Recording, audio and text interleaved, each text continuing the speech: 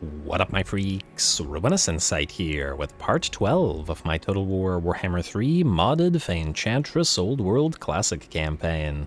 So as we saw last time, the battles continue both in the vaults wherein we fight the Skaven and Undead, and while no longer the Orcs, for a little while I suppose, as we will eventually move to the Ironclaw Orcs, and in the north where we continue fighting the north side and the Barrows of Quila as well. However, in addition to that, we've begun the war against Deathmaster Snitch after declaring war on us and attempting to take on Saint Jacques. He has failed, and we are looking pretty okay to maybe at least take one or two territories. But we haven't run into their main stack, and this army is still going to be very vulnerable to things like Death Runners and such, so we're just gonna have to wait and see. Anyway, in terms of what we got to do this particular turn, I do believe there are some moves to be made. Ooh, let's start with the Tech Thieves, though, because otherwise I'll forget. Let's see. Cleanse Corruption for you. Can you reach anything? You can start stealing tech from the dwarfs if you really want. There's another tech thief here. You know what? I'm gonna say send this tech thief around this way. You're gonna go to Grung Ikri, and then you, rather than the dwarfs, go down here. I'd like you to act as a scout to see what the undead are up to. And then we have the new third tech thief, which I believe has already moved. And I would like more tech thieves, but we don't have the capacity for it. You know what? I'd really rather have the capacity than the Sanctuary. Oh, but it is giving us a little bit of growth, which might allow us to get to tier 5 here. Alright, fine, we'll keep it for now. Damn it. I just wanted more capacity. What do you do again? You have the bolstered attack. Yes, I want you to... Alright, you know what? You stay there. I have several armies where you could be working, and then you are a cunning sort of fella. A cunning friar probably still wants to be joining one of these other guys, although frankly there was another one of those lords that I wanted to get on field. Actually, speaking of lords that I wanted to get on field, first of all, you cross the water. We wanted to get this guy, the Virtue of the Ideal, with the bolstered armor. Though funnily enough, with regards to leading a peasant army, this isn't quite as good, so this is better for leading a knightly army. Why? Because with a peasant army, we can get another Virtue of Empathy, or at least a peasant-heavy army, and get the additional 10 armor for all non-knighty units. The experience gain reduction by 50% doesn't really matter over much for knights, because they gain like 10 times as much XP as peasants anyway, so it's all good. I was also inclined to grab one of these tactician orcs. Okay, you know what? Let's do this. Let's build buildings and see how much money we have remaining after stuff. So we'll start with you, Sanctuary of the Errant. We'll upgrade the Brigand base. We will upgrade the coaching inn, and there's nothing else here. Glen Boreal. We'll definitely upgrade this for Valor. We'll ignore that thing that we were going to delete. Skaven Blight. Well, you're never going to get cheaper, so I guess now is the time to invest in your upgrade. Hilariously expensive though it may be. And then the Grail Chapel, and then we'll upgrade you later. Here we will upgrade the farm, as we always do. No. No Novalone Pass. Karakex Villas. Yeah, we'll upgrade you to start, I think. Town, and then get the farms going.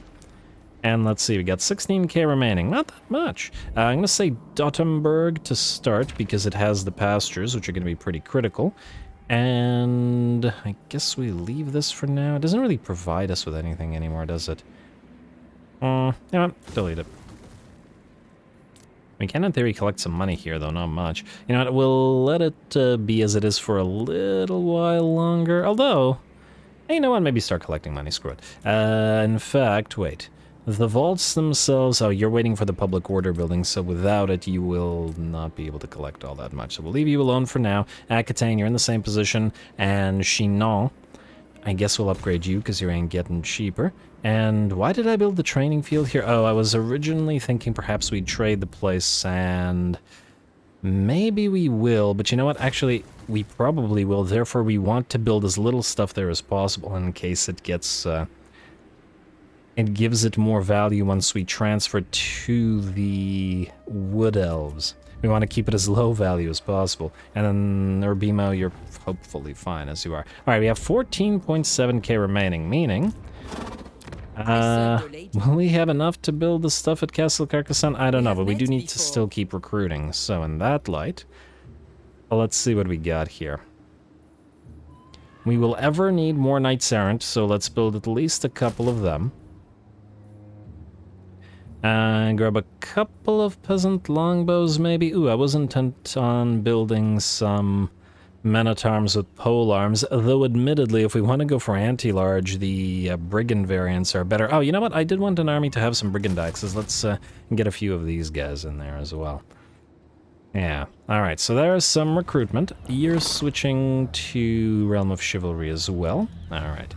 And now we're down to 11k. Might have gone a little bit overboard, but hopefully we can get a bit of money back via diplomacy. For example, Reichland, Defensive Alliance. 2.2. This will give us a lot of vision, but it will allow us to see what's going on out there. Granted, a lot of other factions will thus know us, which ain't as great, but it is what it is. Notice that these ogres are still alive. I wonder how friendly they are with the Empire out of the moot. Alrighty, that's the Empire. We've also gained vision, so let's check. Alright, so we got Zufbar down here, which we could do the non-aggression pact, but the Wood Elves would not be happy about it. I'm gonna say no for now. Much as I'd like to take the cash from them. Let's err on the side of caution here, and I guess Defensive Alliance with Visenland and Nolan as well. I think those two are always going to happen. It is a bit unfortunate that they're not super friendly with the Wood Elves, just by virtue of the fact that they are, yeah, Karaz is correct, that they, as in the Empire, are friends with the Dwarfs, but it is what it is. The rest of this we can mostly ignore. I'm not going to military align with Modron, although we do have an outpost with them. I suppose we could just do all of the Wood Elf military alliances for a little bit of extra allegiance gain. Just do it then. Alright, don't screw us on this, Modron. Make me regret this. And I believe that's it without Arguelon. Okay, Arguelon is the only Wood Elves I would not do a military alliance with. Durthu is a maniac, and I think that hasn't changed. So, let's deal with that. I just want to see now, how do these guys feel about all this? Okay, these guys don't care about Reichland. Okay, you don't care about Reichland. You don't care about Reichland. Durthu probably does. No, Krakadrek. Huh. Okay, I figured that they would dislike Reichland more. In fact, they do dislike Reichland.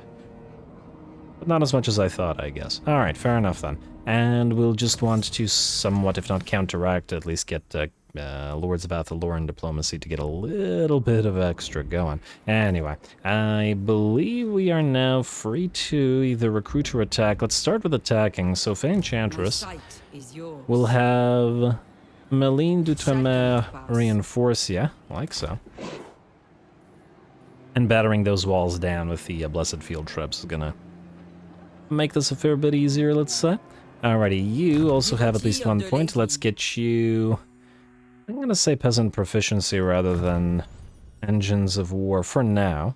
Doing mostly range damage. You get retinue for... No, get soulfire. And I believe that's it. Alright, and then I'm not gonna bother leveling the Fay Enchantress because she levels the most and we can do it after the fight. Alright, speaking of the fight, I believe we're ready to go. Yes? Yeah, really valiant defeat. I get that the enemy has 2 stacks and we're mostly peasants, but I think you're, once again, very much underestimating what we've got going here. Anyway, go.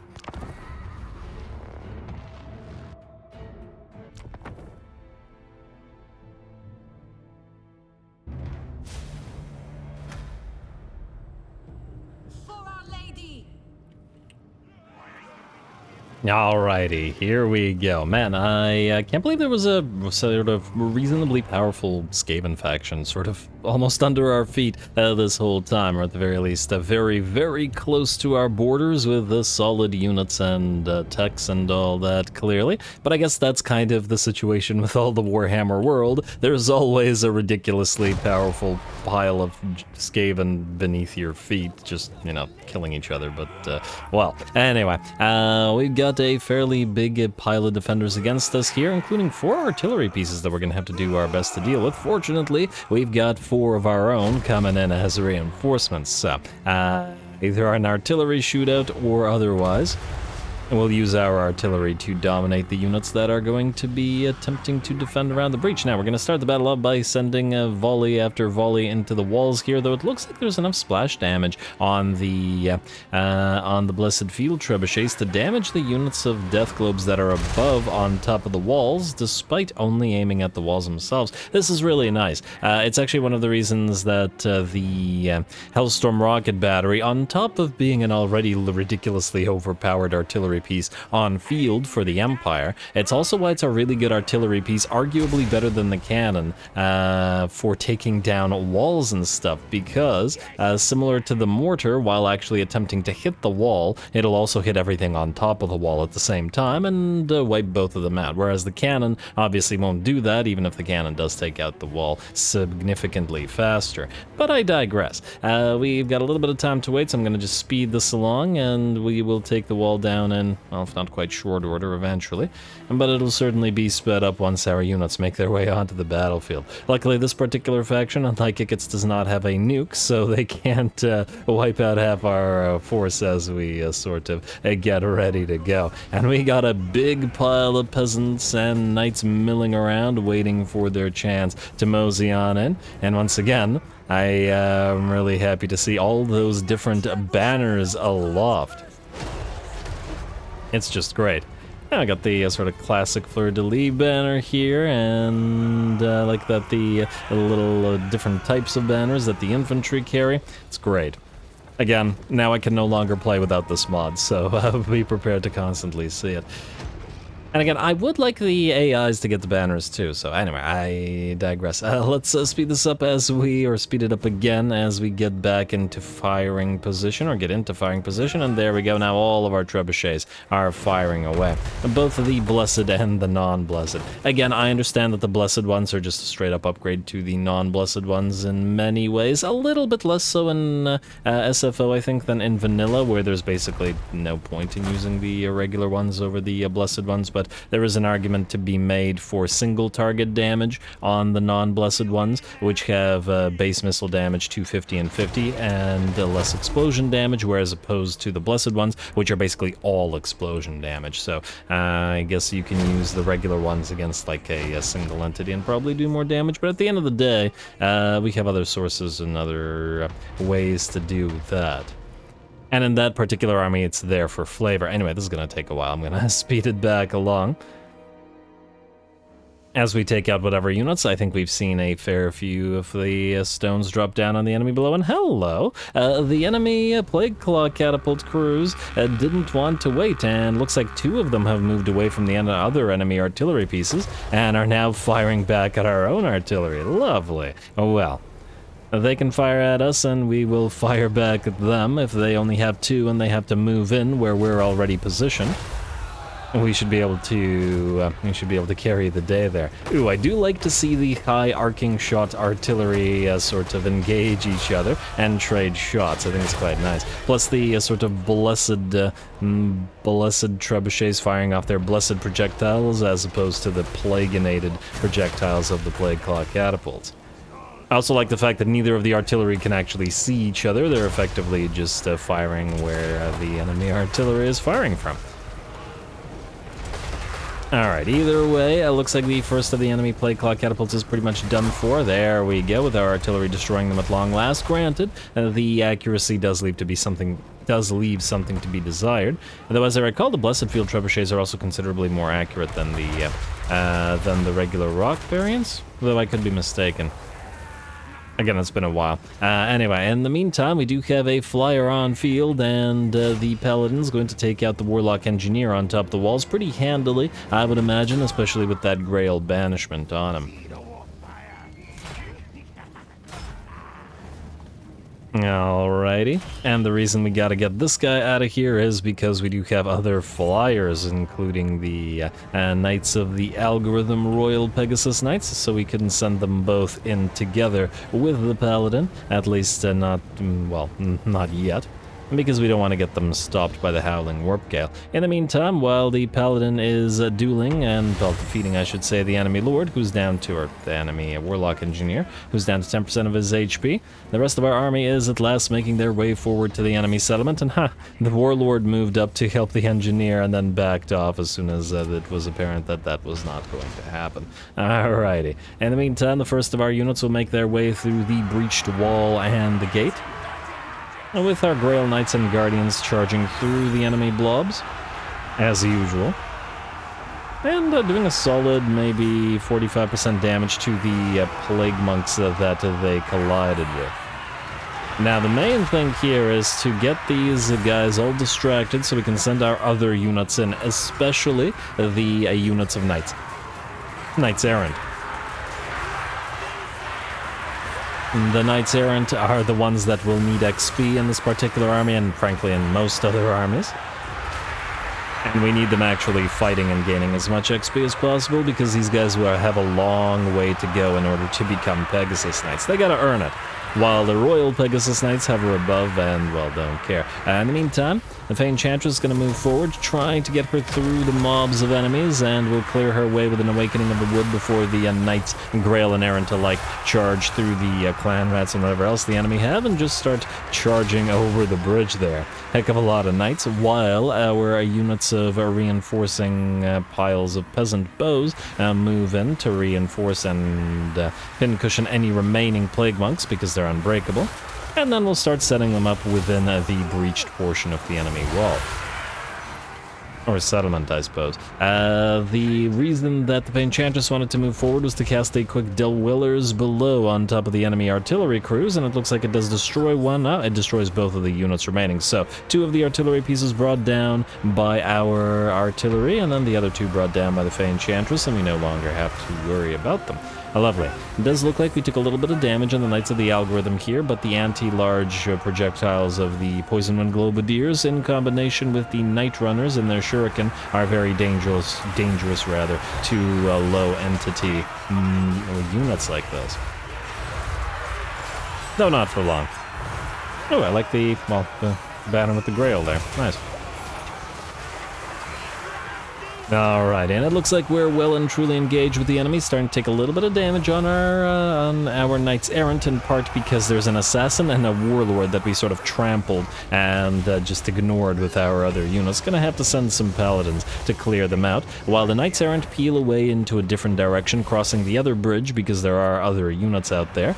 And this way they won't interfere with the Grail Knights and go out to sort of make a name for themselves, perform some great deeds. That's what you gotta do to become a Knight of the Realm. And these guys have to earn their stripes, which they're working on. And also quite literally earn their stripes, because we need 5th chevron / 5th rank, I believe, to be upgrading to Knights of the Realm, so here we are. Anyway, Knights Errant, doing errant things, as they do. And does look like they did get stopped in their tracks by the gutter runners with poison, but frankly, I'd rather ride these guys down. It's not like the clan rats are going to be that major of a threat bag here. Also noticed that the color scheme of this particular Skaven faction is dark blue, which is kind of surprising to me because they've got sort of like a teal and yellow as their... At the very least, the sort of teal or dark turquoise or whatever we got going here. Not dark blue is what I'm getting at. Oh, but maybe the dark blue is their faction icon, which we just can't see because we don't see their faction icon here. Perhaps. Oh, there it is. No, it's the Skaven symbol is yellow. Well, then I don't know. What's important is that regardless of what color scheme they have, they won't have any color scheme because they're going to be bloody exploded rat bits in a short order. The bounce power has shifted to about 90% in our favor. The Grail Knights have cleared many an enemy rat, and the flying units, i.e. the Knights of the Algorithm here. I noticed that you don't have the net on you, but everybody else does. Why? That's curious. Oh, okay, there it goes. I guess it is also based on individual models, not the entire unit. I hate that net. Anyway, here come a few more Grail Knights, and not that I think the Royal Pegasus Knights needed all that help. And ooh, they do get hit with a Warp Lightning. Although I suppose it's much better that the Warp Lightning hit those guys rather than, well, really anybody else. Anyway, it looks like one of the warlords attempted to go after the Fay Enchantress, but Paladin moves in to take him out. The Fay Enchantress has been killing many a rat this day, with 400 kills and 43,000 damage already. And it looks like our peasantry are making their way forward, but it looks like, by and large, the knights and the artillery have taken care of most, and then the extra units that we couldn't reach because they were too far have been felled by the rain of arrows. Which is also quite nice to see. Look at those arcing shots. Gotta love the ability to dock your units within the settlement walls, increasing their range to 312 thanks to the docking bonus. And really quite nice. I'm just checking out what all the docking bonus can do. So it buffs the missile strength and the range pretty considerably, plus 78. But it does nothing for the ammunition, which is actually a little bit surprising in some ways, because you'd think that there would be ammunition stores up on the walls, but on the other hand, it does make sense because, I mean, I don't think we'd be using much Skaven ammunition on our guys, and you probably wouldn't want to touch any of it anyway, because, well, you get luck losing your hand because it gets irradiated and then you die. Anyway, that's life. That's the life of a peasant, people. Close victory, a lovely little fight in this settlement, the only settlement of this particular Skaven clan, which is now done.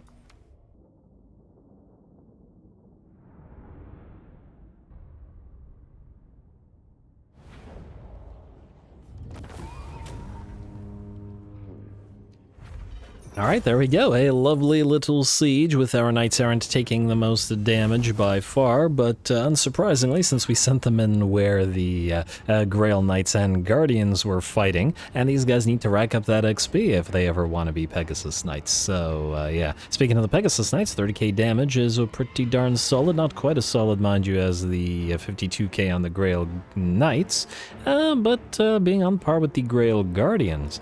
30k versus 28k, which makes sense because both of them have 16 units as opposed to the 32 of the Grail Knights. I think that Grail Knights were actually in many ways the better unit just by virtue of being killier because they're already very tanky.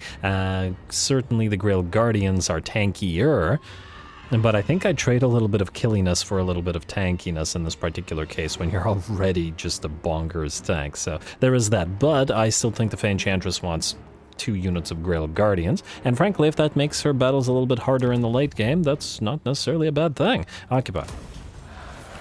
And Clan Spittle destroyed, and just like that. Well, huh. Hopefully none of the Wood Elves were at war with Spittle because we were looking to, you know, make them survive. Well, basically make them survive. Use their outpost units. Cuirass of Fortune. Huh. Armor 15, magic item drop chance plus 5. I mean, the armor and the weapon strength is very minimal, but free magic item drop chance, which is certainly something. And hey, is that a second channeling staff? What is your behest? The only reason I'm happy, if it in fact is a second channeling staff, is, yes, we can turn into another Book of Assure. There we go.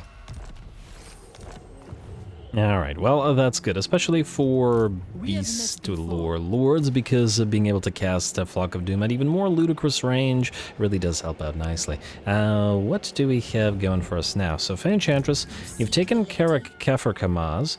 I was actually thinking that what we do here is summon the Crownless Lord Tactician, which I wanted to put into an army. And I know which army. It's a little bit expensive, but just do it. You're the bow kind. Yes, yes, we want the bow kind here. And you will take the Wardens of Montfort, because they were never going to stay in the Fay Enchantress's army. And then Malene, you can't switch stances. You can go for more peasant proficiency if you like. Yeah. I'm gonna say max out both peasant proficiency and engines of ward's pretty necessary here. Oh, let's also add a few names. We have the Overshooters and the Peasant Union. We have none of these, soon to be Pegasus Knights. So let's name a couple of these. You can be the Launching Lancers. And I think that'll make a nice sense in the sense that it will be a sort of double meaning, because the Launching Lancers in that they will be launching jerk faces, and in the fact that we will be, well, on Pegasus Knights. Yes. Wait. Regular Pegasus Knights or Royal Pegasus Knights?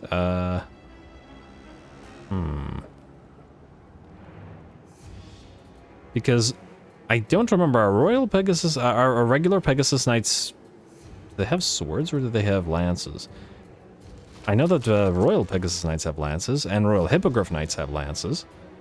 I don't remember. Well, we'll change it if we need to. It doesn't really matter right now.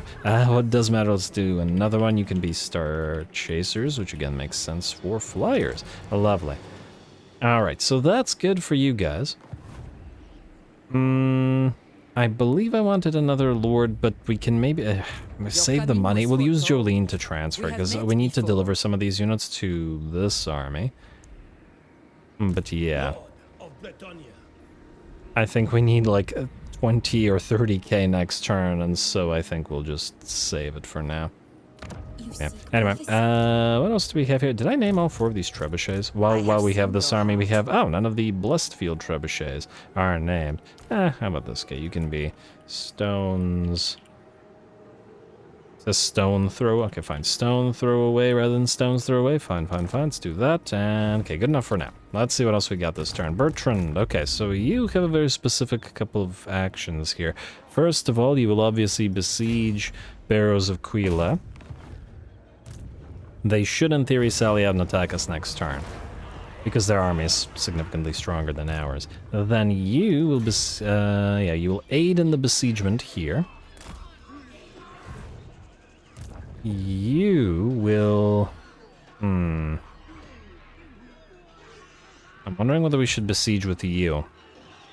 Because then, assuming we win the battle, we can use Goose... Well, okay, we could also sack the place. Maybe we'll sack the place. Anyway, just stay there for now. You, however, I want you marching to Orcamont. Like so. Assuming there's nobody here to kill ya. Good. And hopefully, if we can reach it in a turn or so, we can quickly, well, rapidly take these territories before anybody else shows up, because that would be annoying. Alright, that's planned out. Renee is fine as she is for the turn, I guess. You guys can stay here, because you're going to have to meet up with these guys, and you'll just meet up in the same place. Verna, Paravant, you're fine where you are. Luann, you're fine. Leonie, you're fine. Jolene, we already checked. Agnes, you are waiting. And Raymond, Stira, you are waiting as well. Let's double check heroes. Although there's only a couple of heroes. Yeah, I don't care for either one of these. And, oh, we did get another damsel... Wait, what did we get the damsel capacity out of? Did we get a Grail Chapel here? Yeah, we did. Alrighty, you can keep the Pegasus Syrian... Oh, wow, we got the Carpenter's Workshop. I mean, I guess we can keep the Carpenter's Workshop for the construction cost reduction. It's something. I feel, though, we'll need the Public Order here. Don't collect... Well, you know what? It's a single territory, and until we get into a war with the... With the Iron Clawworks, we are probably good to just not collect any here. Although we would get value out of the tavern. This gives us Paladin capacity, which we have less of. I'm gonna say... Get rid of the Grail Chapel? You know what? Just keep it for now. I'll deal with it later. And I believe that's it. Assuming that there is no new diplomacy since... I don't imagine there is, but let's double check. Ah, I lied. This gives us a... Oh, because we took a territory with Obsidian, we can now trade stuff. Let's go with Anmir. I guess we've already got trade... Or we got agreements with both of them. Let's do military alliance with you. We got money out of that. Yeah, 87. Yay. Alright, well, this is making the other Wood Elves like us more, and the other dwarves hate us more, but that's life. Again, this is the Fay Enchantress, and we should really have good agreements with all the Wood Elves. Ah, Vidria. Military alliance. I wouldn't normally bother with these military alliances, but I do want the additional. Allegiance. Wait, I thought it was increased with military allies. It still says 2. Am I wrong? I thought it was 3 for military allies and 2 for. Ah. Well, then that was pointless. Maybe I am crazy. Yeah, whatever, too late. What can you do? Man, then why did I think that that was the case then? Oh well. No siege equipment? Yes, let's build up some siege equipment. I think, I'm 90% sure they'll sally out, but let's not risk it. Especially since we don't have siege attacker in this particular army. We will level you, sir. Were you saving for anything is the question. You don't need Lady's Mantle. This stuff is not super necessary. I guess we'll just move towards Retinue Physician. So let's grab Retinue Quartermaster to start. And then the Damsel of Life. We should probably head towards Arcane Conduit as fast as we can. Let's get... Alright, let's get her thing. Alright. Kind of makes sense for a life mage. Anyway, Garrison Lord not moved, Lord not moved, unassigned skill points, building upgrades, hero not moved, outpost available with nobody of consequence. Well, actually, no, I lied. The Imperials, both of them, those are outposts of consequence, but for now we're going to have to wait, because I'd rather have the money, because we need to build a bunch of ludicrously expensive stuff next turn, so let's end the turn. And away we go. Alright, once the turn, while the turn is ending, once again, what do you guys think? Have the double episodes worn out their welcome or at this point, or do we want another double episode sometime on the weekend, like Saturday or Sunday? Well, you guys let me know, and in case you do, 350 likes, 60 comments, and another double episode sometime on the weekend. Military alliance, that's a question. What's the likelihood you declare war on somebody that we don't want to fight? You're not fighting with Warband currently. You know what? I'm gonna hold off on this for now. We will militarily align with Karl eventually, but I want to wait a little bit on Warband because we need to reposition the Fay Enchantress' main stack to move towards the Mask of Slaanesh.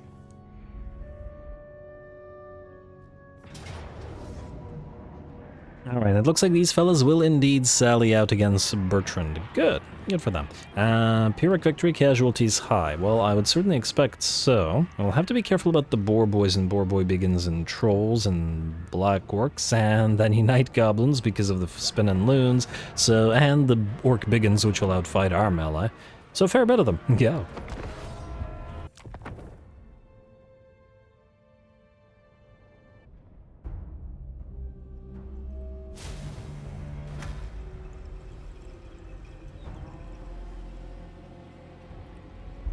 Alrighty, here we go. Unlike our sort of nobler, chivalrous armies of the standard Bretonnian knights, so we're going to have to work a little bit harder and a little bit sneakier to carry the day with our piles of brigands. Now, I would imagine that the brigands are used to at least some degree waylaying enemies in forests, and this is what we're going to attempt to do here. Now, the way that we deployed in this particular battle is thusly. We have the Bowmen of Bergerac in the center because they have stalk and snipe and they can just, you know, target a few critical units. Our 4 units of brigand raiders are hidden in the tree line all the way back on the other side of the map, and then our entire army was vanguard deployed right here. Now this looks open, but because of the cliffside, this actually meant our entire army is actually hidden from enemy view. They couldn't see them, and so you can see the hidden on them here, and thusly we're going to try to take position effectively behind or to the flank of the entire enemy force, and before they realize it, and then rush them and cut them down within the woods, which will also debuff their large units like their trolls and orc boar boys, and hopefully not allow them to get around us, because not only is there a cliffside here in the center of the map and the forests to protect us, there's also a massive cliffside here at the sort of foot of the mountain of this little dwarfen whatever it is, and thusly the enemy will not easily be able to get around our flanks. That's the plan, at least. Let's see if it works out. Anyway, Bertrand will lead. He'll move forward himself, though I do want to try to get his black arrow off into the midst of the enemy forces to apply that slow death. It is a fairly high damage dealing spell, which we do want, considering, again, range lords are terrible and we are not going to otherwise do too much damage with him. Oddly enough, it seems like it might actually be more effective to send Bertrand and his bowmen, as in the heroes, into melee to fight, rather than keep them in range, rather than do the damage, but that's kind of just the nature of most ranged heroes in this game. Anyway, we've arrived. It looks like the boar boys are going to have a tough time here, as they are met with those great axes of the brigands with great axes, I guess. Again, I'm really liking this unit. I don't know why, of all the units, I like this one so much, but I don't know. The super high weapon strength, but the low HP for the tier 1 unit, and of course the fact that, you know, peasantry are forbidden heavy weapons in Bretonnia, and thusly these guys with their great axes, armor piercing, and thus a threat to knights. I don't know. They're working for me. They're like a much weaker version of White Lions, basically. But again, of course they're weaker. They're not the Phoenix King's bodyguard, and they're tier 1, you know, trash peasants. Yeah, I've really been enjoying these guys. I'm going to pop off a few more of them into several armies. Not these ones, because they will evolve into écorcheurs and waylayers, but otherwise. Anyway, more of our peasants stream into the woods and start surrounding and attacking those orcs who are having a bad day, as they were not expecting this sudden attack. They are taking a fair few hits to be brought down. The big uns are at the very least, but eventually the numbers here will tell, especially since the enemy's flanks having a rather tough time. Unfortunately for us, it does look like the enemy forced goblins, spider riders, and boar boys, and now trolls, did find the Bowmen of Bergerac, doing about 50% HP damage to them, and the damage dropped a little bit lower thanks to the lethal poison. But our units of Brigand Raiders did ride out of the forests they were hiding in, and came to the rescue of the Bowmen of Bergerac, who now back off and will be starting to pincushion the enemy trolls because it's a terrible matchup, and the Raiders are a anti-infantry type unit with twin axes, or twin blades rather, and they are not going to be effective against the trolls at all and will lose their numbers, just pinning them in place. In the meantime, though, the boar boys have been completely shattered here, which is great, and we will chase them down and destroy them, leaving the enemy with no fast movers. The fight beneath the canopy of the trees, of course, yet continues. The brigands doing decent work to take out all of those enemy biggins and blackworks. And again, even though the enemy has the superior troops here, we've made the terrain really work for us, and we're still carrying the day. Our 6 units of crossbows are also firing through the tree line, which I'm sure will block off a fair few of the crossbow bolts, but at the same time, they've been free to fire this entire time and have not been bogged down, by enemy fast movers and all that, which worked out quite well. Speaking of the enemy fast movers, yet again another boar boy unit tried to get around us, but another unit of axes, the proletariat in this particular case, intercepted them and annihilated them. We can see that these guys are at like 95% of their HP, and the poor boar boys have done nothing. They killed 4 guys, which has got to be pretty embarrassing. Alright, otherwise, though the battle is dark beneath the canopy of the trees, it's going our way for certain. The black orcs are in fact breaking, and the balance of power, I was about to say, is about 90% in our favor, but in fact shifts fully in our favor. And with that, this ambush effectively is ours. Very nice. Not like a, game ambush, but like a tactically sort of ambush. It was a very nice fight. Now, the other most important thing, and one thing we had to keep in mind while fighting this particular battle, was that if we manage to destroy every single unit on the map, we will be able to immediately capture the settlement. And thus, we also tried to position ourselves in such a way where we could envelop the enemy army and prevent any of the enemy units from escaping. So there was that thought and consideration to it as well, because we really want to try to capture all of the territory here as fast as possible. Either way, by the looks of it, with that, the enemy is destroyed. We might have actually managed to catch every single one. Let's find out for sure.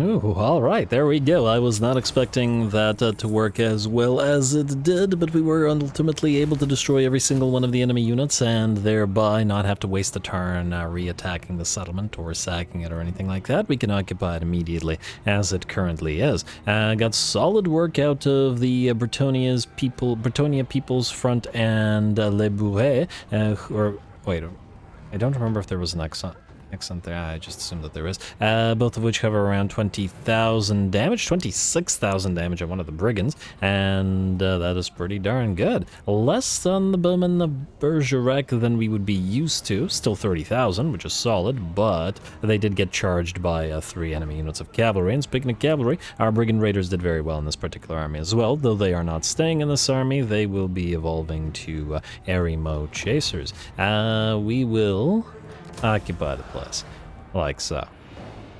And then be able to move again next turn. And hopefully that works out nicely. Alright, let's see if anybody else is going to try to move towards us while we're occupied. I've been trying to keep an eye on both Eshin and the accursed troop there.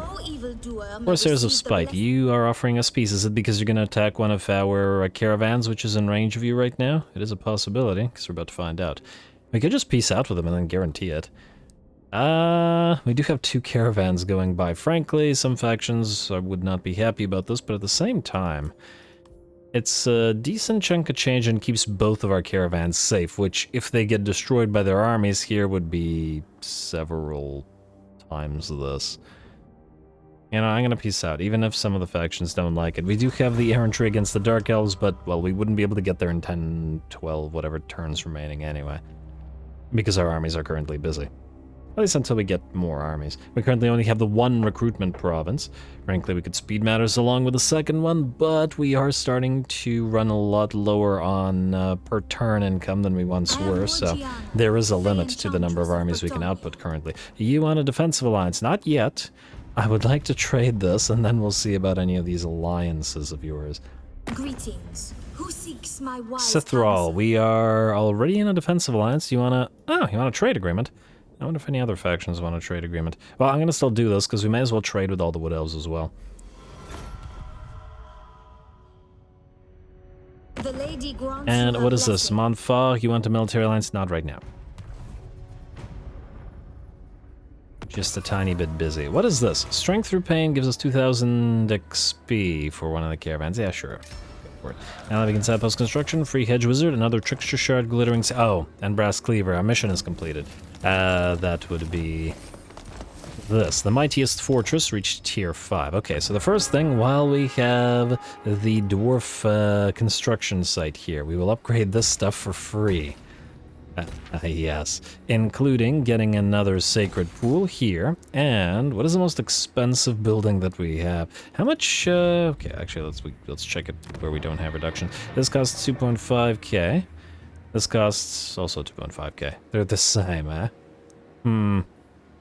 I will think about it. I still want to build a sacred pool here, I think, and oh yeah, we do still have to build the Tower of the Enchantress. It's a different territory, but this stuff must be constructed nonetheless. We'll do that, and yeah, the sacred pool. I feel like we have to have one in Castle Carcassonne. Then we can freely switch you back to local recruitment capacity +2 by extensive patrols.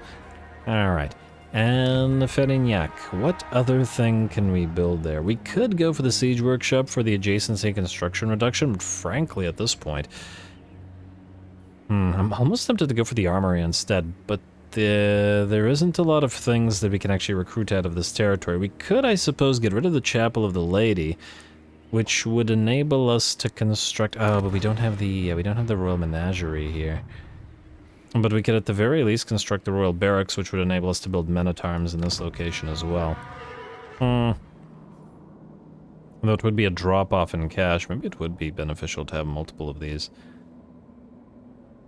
Not that I was originally planning to make this our, or a military province at all, because we have other ones, but, you know, the yellow territories have the recruitment time duration, which is, and that's where our iron is. Admittedly, wait. This location, Summersfall Fort, both has the Pegasus Eyrie, and if we build this thing where the iron is, we would have the recruitment cost reduction and recruit rank increase. Yeah, it's better to make Summersfall Fort and Glenbory the military focused province then. Which means we don't have to do that here. Which means we can build either the Sanctuary of the Great Defenders or the Sanctuary of the Errant. And I'm going to go for Great Defenders just by virtue of the fact that I think we'd get more mileage out of it. Or we could do this for Paladin capacity. Do we need the 10% or is it 10% income from all buildings, increase in 1% melee defense faction-wide. Admittedly, we do want these everywhere, whereas these can be constructed in minor settlements to still give us a paladin capacity. Therefore, let's go for the defenses. Fair enough. Alright, that looks good. Now, Fay Enchantress. So, Orion, I don't know where you're going, but it's wheresoever it may be, it isn't our problem right now. We will want to move the Fay Enchantress here. Like so. We will then want the Tech Thief to move here to Grung Ikri. Like so. And let's move the others. Yep. Yeah, they're rebuilding. Which we fully expected. I just don't want you to take Xerexzil. What's the likelihood that they take it? They're still not aggressing though, so maybe they won't. Hopefully. Alrighty, then. We have a new tech. We were trying to get towards Charity. We gotta build town census, I guess. First. And in order to do so, we could probably do one of the Valor techs, and let's see, we got Vampire Coast, we got Dark Elves, we got Wood Elves reduction in friendliness? No, thank you. I guess we could go Winter Woes Decrees, just because it gives us snow attrition reduction. On the other hand, wait, this base research cost is 400.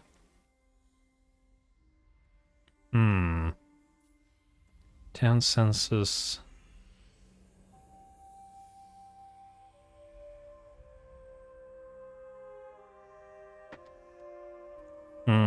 Not quite there yet, I need 713, so it wouldn't work. Okay, fine. Let's do one of these then.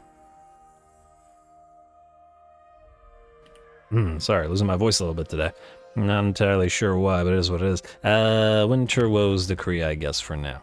We're not really fighting Norska yet, and I don't know how much we will be, but there's a lot of Norska up here, so eventually it'll probably happen. Alright, let's do that. Then... the big thing, Urbimo for Viadatsa. You willing to do this now? Urbimo for Viadatsa, yes you are. Actually, sort of are.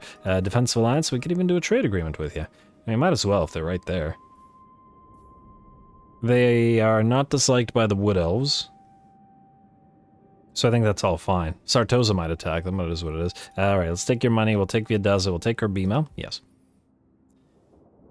We lose the spices, but we gain the salt, and more importantly, the borders are much, much better. We'll get rid of the royal barracks, we will build the salt, and then we will switch you immediately to Realm of Chivalry. Like so. Alright. Been waiting for that one way too long, but I'm happy that we've managed to make it happen. Olivier of Zibraid, you will go here to the Fay Enchantress. I also really want the Fay Enchantress to have a damsel in her army. Does she need one? No, but it feels wrong not to have at least one. Alrighty, then the Paladin, everything but the Defenders of the Fleur-de-Lis. Go in here. We swap out all of this, not you, and all of this. And... I think that's it. This puts us to 20 out of 20, eh? Oh.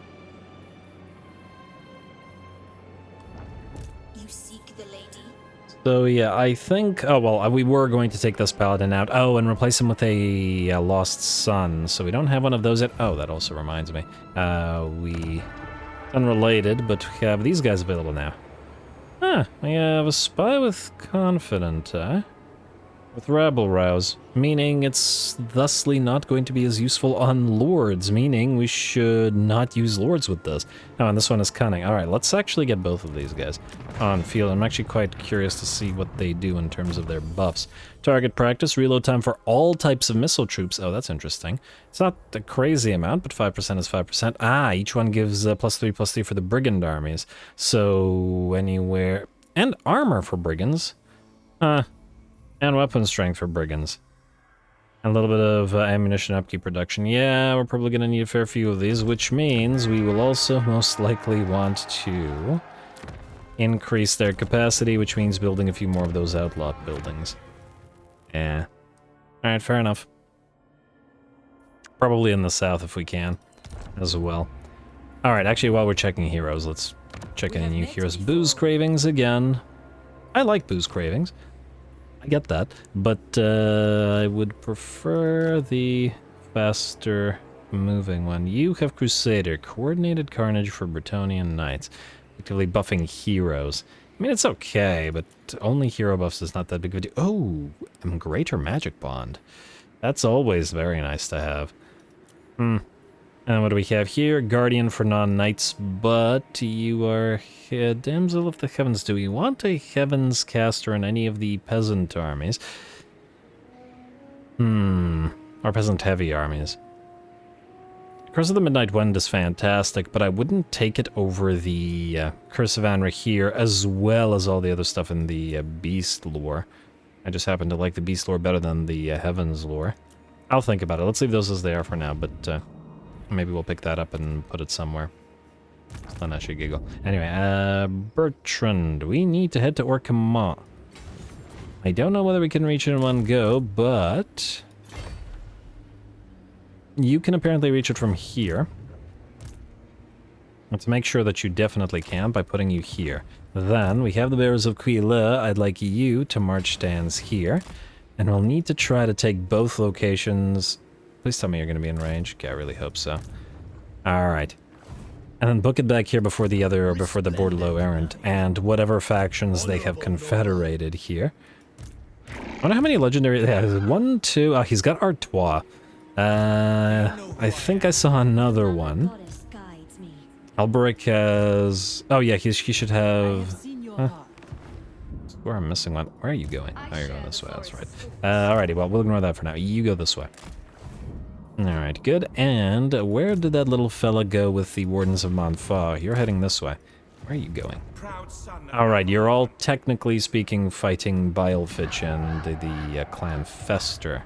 Fair enough. These guys will most likely attack us at Citizen next turn, because we can't reach it in time with anybody, I don't think. I would also like Renee, at least for now, to take all of the extras from Olivier. Like so. Wait. Take all of this. I don't actually know which one of you will be using those, and you guys are still following, at least for now. Alright, all together. There you go. Virtue of the ideal. Oh, right, we still want to get you on field. Interesting crownless lords. Fleet-footed. I'd prefer that on a ranged one, though. Yeah, okay, we'll wait. I'd really like a melee tactician. That would be ideal. Any shepherds? No shepherds. Though I like the idea of the barkskin one for the for an army with Treekin. Anyway, Renee can't really move anymore. You can channel, though. Let's have you channel. Actually, can any of you, or do you need to channel? Since you haven't wasted all your movement range, I want you all to max out your magics. Fortunately, the Fay Enchantress herself is fine. Alright, Franciscus Demier. Let's see. You could steal tech from Granier. And I think we'll have to. I wanted to send you to Grouse to make sure that, you know, it's not full of enemies, which it very well might be.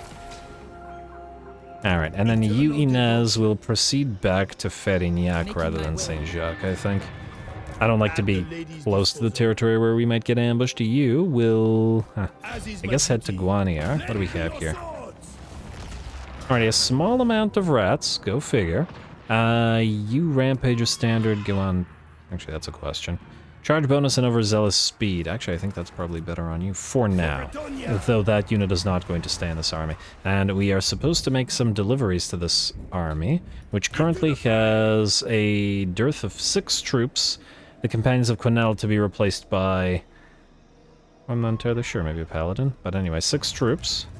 Your behest? What is your behest? 1, 2, 3, 4, 5, 6. Do you really need 3 blessed field trebs? We could do 7. But then we'd have to remove the Companions of Quenelle. I like the Battle Pilgrims in there because they share an upgrade tree with that particular army, which is why I'm inclined to. But maybe it's fine. You know what, I get 2 for now. That's 6. We'll keep the Companions of Quenelle, and then maybe we'll swap them out. You go this way now.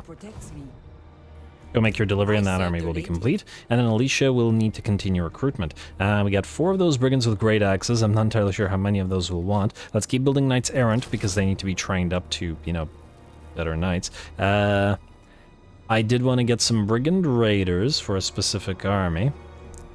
I also wanted to make a nice men-at-arms army with some men-at-arms with maces and men-at-arms with polearms. Though again, the polearms are outclassed by the brigand units, so yeah, but just because they're outclassed doesn't mean we shouldn't use them. Yeah. And they are slightly different because those guys are stalking and all that, so yeah, let's just build some of them for now and see. Oh, actually, you know what? How's your capacity? You're at 19 out of 20. You know what? Build 4 polearms. Yeah, I doubt that they're going to go to waste. Then, I would like you to... Oh, you're already switching back. Good. Isn't that lovely? Oh, did I check damsels for... where were we going to put you? So, you have quite an interesting position here. You know what? Let's put you into channeling stance for now and head up here. The thing is, with us being at war with Clan Fester, there's a decent likelihood they jump over here and attack us, and there isn't too much we could do about it. Alright, well, we're just gonna have to leave that to you. Verna Paravon, you're fine. Luan, you're fine. Leonie and Fleur of the Braid, you're fine. Gustav the Savior, you are good in your current position. And then lastly, Agnes, you are going to be in a specific army. Raymond, Stira, same with you. The hero check. So let's see. Paladins, damsels is what I wanted. Specifically to see if there's any more of the Shrouded by Mists type, but it doesn't look like it. I want another tech thief. You know what? Let's do Fay Affinity, not on field, but as a tech thief. It has a hero success chance. The only thing is, maybe we put one in here because we'll need scouts. Maybe we can even send one to where the Mask of Slaanesh is.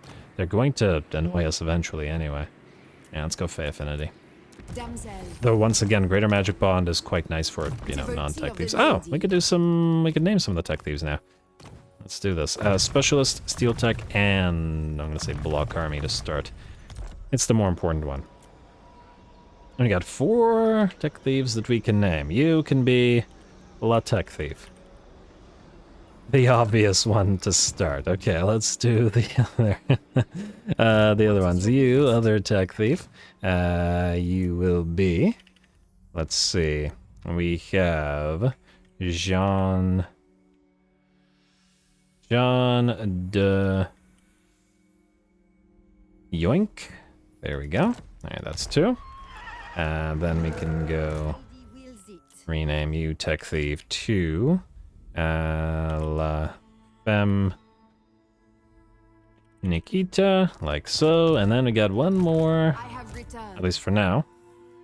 You can be, how about Thieving Damsel. There we go. Alright, more tech thieves to come, so. And I also got plenty of those names for them. And what's our tech thievery at? A rate 505, which is okay. Currently, our higher tier techs, our base research point cost 1,000, so I think the Bretonian costs for research are quite inflated on the basis that I have a lot of access to bonus research rates. I'm not actually sure that the bonus research rate is actually doing all that much for us compared to other factions, because again, we have a lot of research rate costs. I wonder if this will be even higher or whether 1,000 is max. I actually don't remember other factions whether they were max or not. But anyway, I believe we're ready to end the turn minus the little attack there and any potential diplomacy we need. Bergerac, no. No trade agreements, Zufbar, no. South Confederacy, Great Orthodoxy, no. Military alliances, only with Wood Elves that aren't Argwalon. Sithral, let's do you. I have heard much of Bretonnia. Admittedly, for all I know, some of the other Wood Elves are also maniacs, so who knows. Just deal with it though.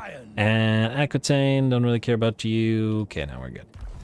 At least for now. How are the Caravans doing? We got 6 turns and 7 turns, a little bit of a while, but at least they're safe.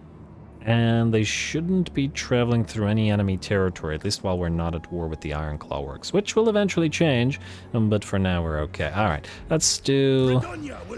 Can we risk auto-resolving this? This is what makes me nervous. It's not much of a fight. I'm going to risk it, and I'm just gonna really hope that it doesn't completely screw us. Don't screw us on this. Because if we get attacked by a big full stack next turn, this army will get wrecked. Alright. Oh, free war banner, though. Occupy. Alright, and the war banner is not for you. That is for the Erimo under... Hey, you got the Blessing of the Lady. That'll certainly help. We will have... the war banner on Bertrand. This will be his 3rd. And I will put this on either the Aspirant Hoods or the Erimo. I haven't decided yet. But what I do know is that these guys are decent melee combatants, or they will be decent melee combatants, and that'll power up their range capabilities. Okie dokie, let's level you, because there's a decent likelihood that you get attacked. I'd really like to get you on your Hippogriff. Get your Glorfiniel's progeny, rather. Wait. No, you don't have Blessing of the Lady yet. Wait. I say get the 15% vigor loss reduction. Keep fighting. You. We're gonna get Dwellers below here. If a giant pile of rats attacks us, we're gonna need it. You have increased mobility. Are waiting for healer. And I don't think there's anything else critical, so you can just wait. Alright. The rest of that looks good to me. Are you a Damsel of Life? You are, but you already have the Forbidden Rod, so nothing else to do. Alright, now we can end the turn. Skip, skip, skip, skip, skip, skip. And... yes. End the turn. A little bit. But we're good, I hope. We'll see. And we've pretty much destroyed the Broken Axe at this point, or at the very least have made their faction, it seems, pretty much non-viable. Which is obviously pretty nice. We've saved central Bretonnia, but northern Bretonnia is still an absolute mess.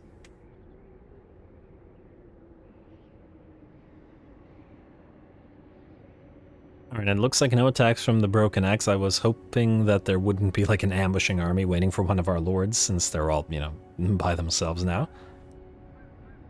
But it looks like we're okay. Ryan is making me nervous running around in the way he is, though we have all the Wood Elves technically at war with Clan Fester, but it doesn't seem like they're actually going towards them. They're kind of just milling around in the vaults, which is not making me feel all that much better about any of this.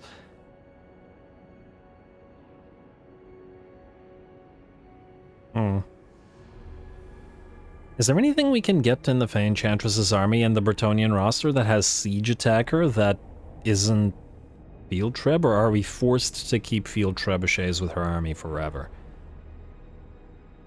Because admittedly I would prefer not to, but if we have to, we have to. I see you are true of heart. What do you want? Military alliance? No. We're busy. Deal with that stuff yourself. Somebody do something yourself. Alrighty, and what do we have here? A little Imperial army. Plus 200 cargo. I assume this isn't actually the Empire. Like, it won't... Like, last time we fought Cathay, we didn't declare war on Cathay.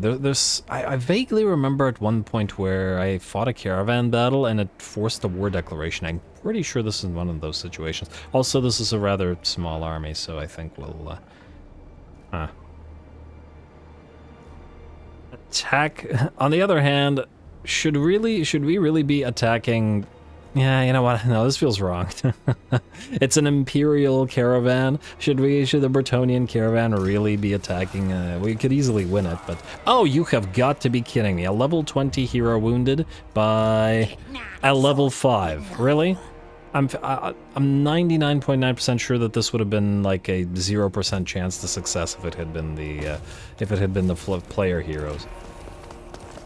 A level 5 wounding a level 20. Come on. Unbelievable. And yet, completely believable. In the sense that I expected from the game at this point. Anyway, you're gonna go here right to the edge of your range, and then we need to book it back to Black Chasm before anybody else reaches it. You can go here. Oh, actually, you know what? You could temporarily go into this army, because fella's wounded there. I wonder for how long.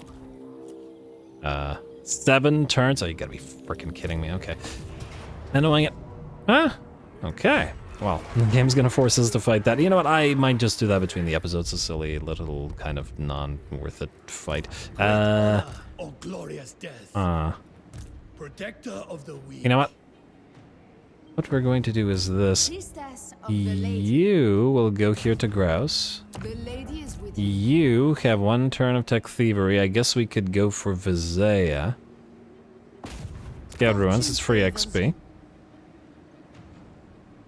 Any rats here? Not a grouse. What about a Visaya? Ooh, the Mask of Silence is beside us. Oh, that's dangerous. It's extremely dangerous.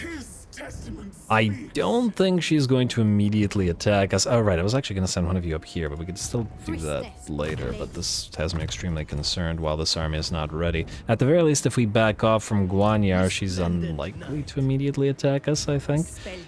You can go to Saint Jacques, although as to whether you can defend it against the mask, I'm not entirely sure you can. Eternal devotion. Almost tempted to ignore the rats and pick up the rest of our forces. And just so that we have a full stack ready to fight. It's not like we really care that much about grouse here. You know, let's do this. Go delete the clothier, we'll replace it with a military structure, we'll backtrack a teensy bit, and grab the rest of our forces. So that this army is effectively complete, like so. Minus obviously the upgrades, and the fact that this unit is going to get replaced. And the fact that these 2 are going to have to become foot knights as well. More or less complete. I did want a paladin in here, but we'll wait. Anyway. We'll ignore that, and you know what? There's been a lot of yammering in the last few minutes. Let's fight this fight. It's a small one, but, you know, do it anyway.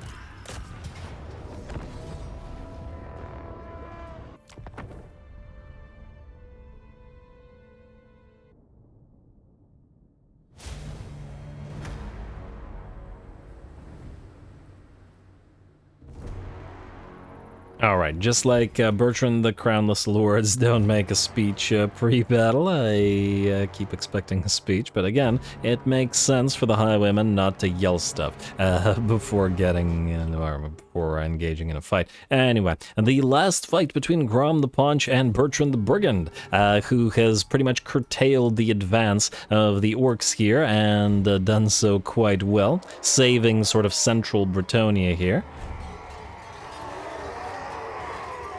Effectively single-handedly, which has been pretty nice. Anyway, we're going to start the battle off by launching a Star Arrow, I want to say is the name of the thing. Outlaws Starcaster area, close enough. Into the enemy blob. Good, causes armor-piercing damage, good penetration effective at long range, eh? I think this is, if it has good penetration, the best use would probably be to go to the side of an enemy army and launch it sort of through several units, maybe, depending on exactly how it works. I'll try to experiment with it. The other possibilities, it might be good against units like cav rather than infantry, effectively acting like a cannon bolt. The only problem is, I think that it says effective at long range, but that's a lie because it isn't effective at long range. Its range is 200. It's barely more than the 180 of this guy's standard range firepower, and I'm willing to bet that his range will actually increase to be more than the range of that arrow, so wouldn't call it long range, certainly medium range. But I suppose it doesn't matter over much. Anyway, we're going to make our way onto the battlefield and try to set up position. There is this hill to consider, and we don't want to fight with the enemy having the elevation advantage, so we're going to move forward in light of that. The Bowmen of Bergerac, rather. Our Regiment of Renown will be the first to move forward, with a black arrow being launched by Mr. Bertrand to start the battle off. I wanted to get the black arrow off immediately, just because if they close the distance with him, he's not going to have a good time attempting it. Anyway, the Bowmen of Bergerac are going to try to focus the squig herds down, or at the very least try to force them all into rampage. And it does look like the squig herds and all the fast movers, and in fact, including Grom the Paunch, are rather angry at the Bowmen, perhaps rightfully so, as they're most likely our most threatening unit at the current time. And we're just going to have to deal with it. Our raiders crash into the enemy boar boys. Of course, the raiders are not going to have an easy time of this, but we have 2 units of them, fortunately, on this side, and we'll be able to double up on those boar boys, who actually are out damaging the first unit, who will hopefully back off and receive a nice little heal from the Fay Enchantress. Or not the Fay Enchantress, one of the life damsels. Gromy's being targeted by a few units, plus our heroes right now, having lost about 25% of his HP, and it looks like the battle is now being joined with our infantry as well. Our brigands get the Shield of Thorns upgraded up on the sort of right flank and at the top of the hill. They're a little bit hard to spot because it's a dark map, unfortunately. Actually, since it's a dark map and the individual models are hard to see, we can sort of more watch the battle as a sort of a crow's view, or whatever you want to call this. Anyway, it does look like a single unit of orc boys is heading directly towards our range line. We stop them, or slow them rather, a little bit with an Awakening of the Woods, and then retarget several of our crossbow units against them. Fortunately, with bronze shields and not much armor, the crossbows will be able to annihilate them fairly quickly. And though they do reach our battle lines, they don't stick around for long, as they get terrified. Oh, Maid Marianne here has terror. Huh. Wait. Oh, our entire army has terror because we've defeated Grom the Paunch before, and one of his traits is terror if one fighting greenskins for the enemy army. I was wondering what that was coming from. But yeah, alright, that worked out reasonably well for us. It looks like the enemy army is in pretty bad shape here, with the bounce power at about 90% in our favor already. The enemy fast movers have collapsed, though they have done some damage, and frankly our infantry units have taken some damage as well. We can also see the occasional bit of spellwork fly out of the enemy orc shaman. This is the second gaze of Mork hitting the damsel, but she can out-heal it, and we can try to pincushion the enemy lord. Grommy is down to about 20% of his HP. I got tired of waiting for these guys to do too much damage in range, and just sent them into melee instead, and they quickly work their way through Grom, who then runs away, turns away, whatever, only to get pincushioned by the range units, and now don't tell me he escapes with 400 HP. Perhaps he does, but it's not like he'll survive. Oh, and he still had Grom's Wah active. Oh, come on, somebody. He has like 60 HP remaining. Okay, now 200 HP.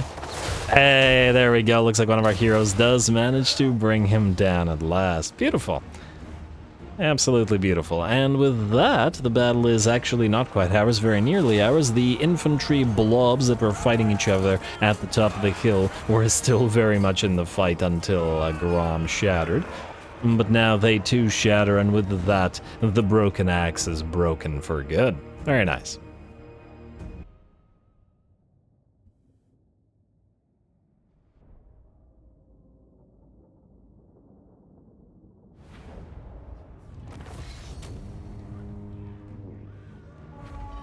Alright, still took a fair little bit of effort thanks to the presence of, well, Grom himself and of course his Wah, but ultimately, once again, we obliterated the enemy with our Brigands, and our first Brigand, regular, reached rank 5, which means, at 19k damage, Bretonnia's People's Front, and one of the other Brigands with 24k damage.